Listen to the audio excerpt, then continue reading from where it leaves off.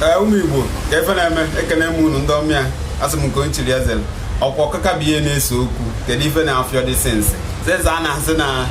nna anyị ukwu bụ n'elu odogwu Pita Edochie ka a na-asị ka o mere nke a mee nke ọzọ n'ebe onye of ife nọ maka gịnị amakwana ife na-akarị ife na onwe ndị na-eme ife nwe ndị nwe ife a na-eme ọkwara Pita Edochie na ndị nwe ife ọgịnị nwafọ Igbo dị ebube ọgbata Ozuọra Ọgadagidi nke mbụ na mbụ na ala Igbo ka a na-asị ka o mee gịnị n'ebe onye of ife nọ ọ dị pọsịbụl ya emenwe ụmụ Igbo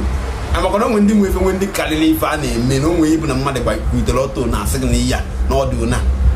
Pita Edochie ndị ezigbo ya ga-ebu ka na-ayọ ndị ezigbo ya ka ụnụ bụ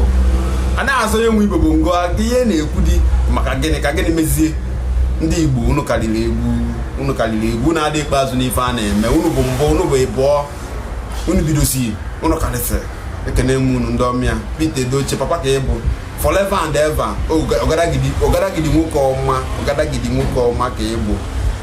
ihe anyị nwere ebe nọ karịsị nwoke ọma dị ebube anyị ekenekwa gị nna o anyị ekele gị ọfụma n'ihi na onwe ebe na mmadụ na-anọchite anya ndị nke ya ịgbanwe ihe ọgịnị ka efe na-eme o juru m ọnụ eju ka efe na-eme ekene m unu ụmụafọ Igbo worldwide ụwa niile ekene m unu ndị ọma ekene m unu ya gazienu